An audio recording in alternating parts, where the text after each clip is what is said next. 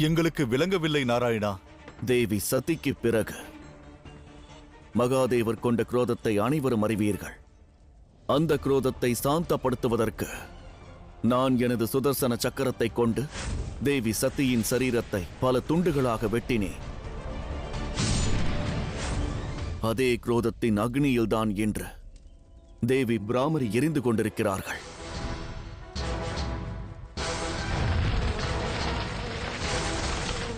அவர்கள் அருணாசுரனை வதம் செய்வதற்காக மாபெரும் தேனியாக உருவெடுத்தார்கள். ஆனால் அதன் விளைவை பாருங்கள். பிராமரி தேவி தேனி ரூபத்தில் அண்ட சராசரத்தில் குரோத தாண்டவத்தை ஆடுகிறார்கள்.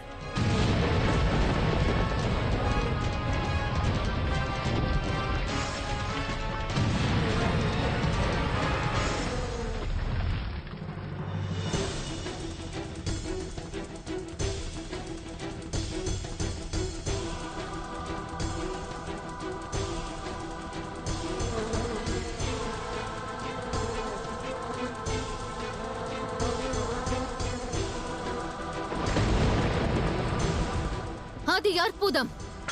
பிரபஞ்சத்தை பாதுகாக்க வேண்டிய ஆதிசக்தியே பிரபஞ்சத்தை அழித்துக் கொண்டிருக்கிறார்கள். எவ்வாறாயினும் அசுரர்களுக்கு இனி இவ்வையகத்தில் எந்த இடமும் இல்லை. அசுரமாதா, உணர்ச்சி வயப்படாதே. எவ்வாறு உணர்ச்சி வயப்படாமல் இருப்பது அசுரகுரு? அருணாசுரன் தான் நமது இறுதி நம்பிக்கையாக இருந்தான். இனி மனதில் எந்த எதிர்பார்ப்பும் இல்லாத பொழுது என்னால் எப்படி உணர்ச்சி வயப்படாமல் இருக்க முடியும்? பிராமரி தேவி இந்த அண்ட சராசரத்தையும் அழிக்கட்டும். இனி எவரும் இந்த பூமியில் வாழ தேவையில்லை.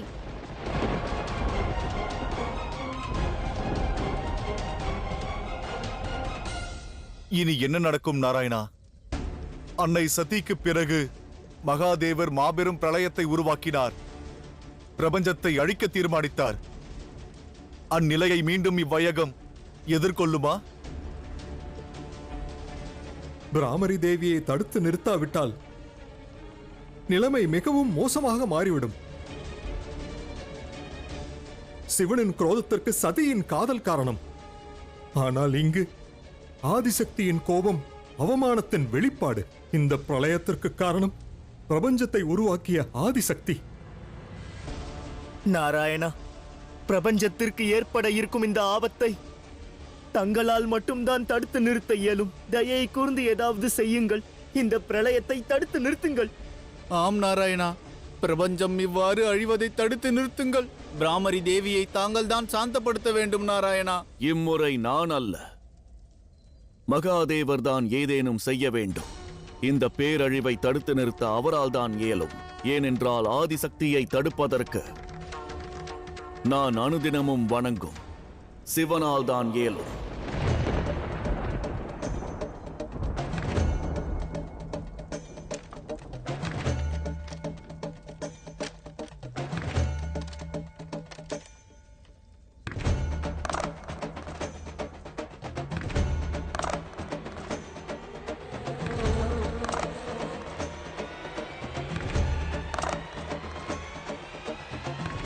தந்தையே, ஏதேனும் செய்யுங்கள். நாராயணரும் கவலையில் இருக்கிறார்.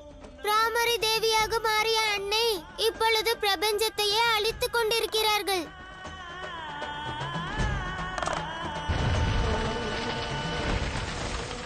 அருணாசுரன் எத்தனை பெண்களை அவமதித்தானோ, எத்தனை பெண்களின் வாழ்க்கையை குலைத்தானோ, அவர்கள் அனைவரின் மீது ஆணையாக கூறுகிறேன், பிரபஞ்சத்தை அழித்து விடுங்கள். இனி பிரபஞ்சத்தில் எவரும் வாழக்கூடாது. இனி அசுர குலத்தில் உங்கள் சாபம் காரணமாக எவரும் ஜனனிக்க மாட்டார்கள் என்றால் அசுரர்களாக நாங்கள் இருந்து என்ன பலன்? இவ்வையகத்தை இன்றோடு அழித்து விடுங்கள்.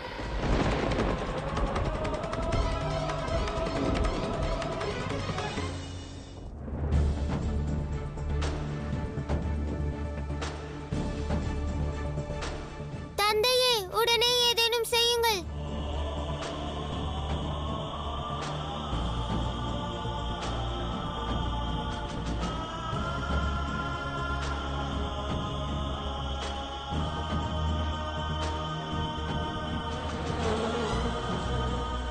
செய்யவிருப்பது சிவன் அல்ல, சுந்தரனே. லோக நன்மைக்கான உத்தேசத்தினை நிறைவேற்ற நம் கடமைகளை முழுமை பெறச் செய்திட ஆதிசக்தி மீனாட்சியாகவும் சிவன் சுந்தரனாக வாழ வேண்டிய அவசியம் இருக்கிறது.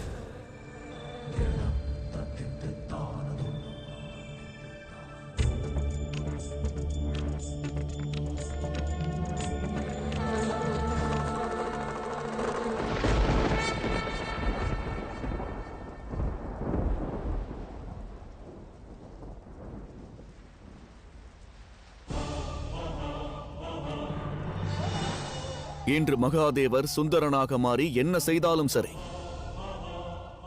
அது அன்பின் எடுத்துக்காட்டாக மாறும்.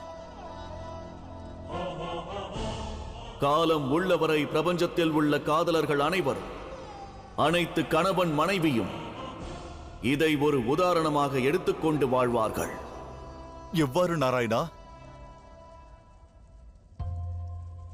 சற்று கவனமாக கேள் நந்தி. கண்களை மூடிக்கொண்டு மென்மையான அந்த நாதத்தை கேள். காதலின் இனிய ஒளியை கேள்.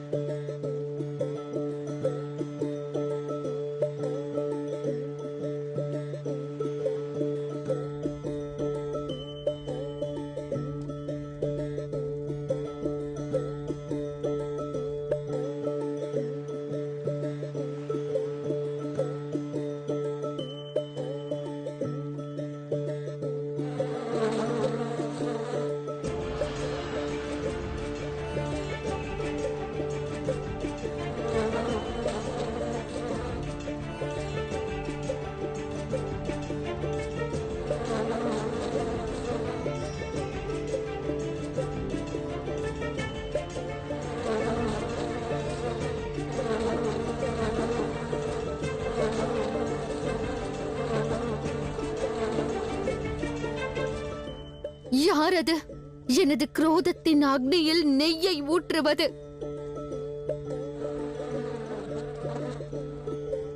பதில் அளியுங்கள் குருதேவா. இது என்ன ஒலி? பிராமரி தேவியின் குரோதம் எவ்வாறு சாந்தமாகிறது? இது அன்பின் ஒலியாகும் அசுரமாதா. சிவன் எழுப்பும் அன்பின் ஒலி.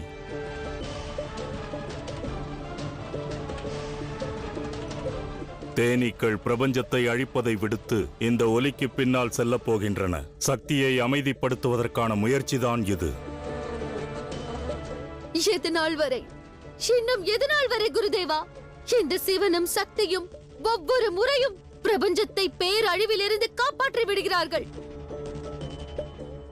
எவ்வாறு அனைத்து முறையும் அசுரர்களின் அனைத்து திட்டங்களையும் அவர்கள் இருவரும் தவிடுபடியாக்குகிறார்கள். இன்னும் எதனால் வரை அசுரர்கள் தோல்வியை தழுவுவார்கள்? எதனால் வரை குருதேவா?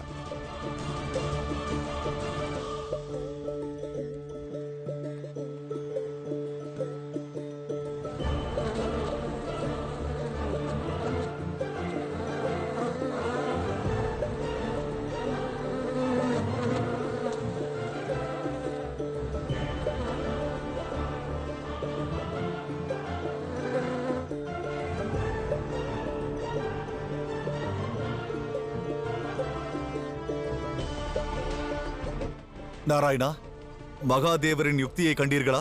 மனைவியின் குரோதத்தை அன்பால் எதிர்கொள்கிறார். மகாதேவருக்கு இது எளிதாக இருக்கப் போவதில்லை. இப்பொழுது பிராமரி தேவி தேனியின் ரூபத்தில் அவ்விடத்திற்கு வந்திருக்கிறார்கள். ஆனால் அவர்களது குரோதம் இக்கணம் வரை அவ்வாறேதான் இருக்கிறது. அதற்கு முடிவு கட்ட வேண்டும். ஒருவருடைய குரோதத்தை ஒருவருக்குள் ஐக்கியப்படுத்த வேண்டுமென்றால் மாபெரும் வேதனையை பொறுத்துக் கொள்ள வேண்டும். பிராமரி தேவியின் குரோதமானது சுந்தரனுக்கு மாபெரும் வேதனையை தரப்போகிறது. வேதனையா? என்ன வேதனை நாராயணா?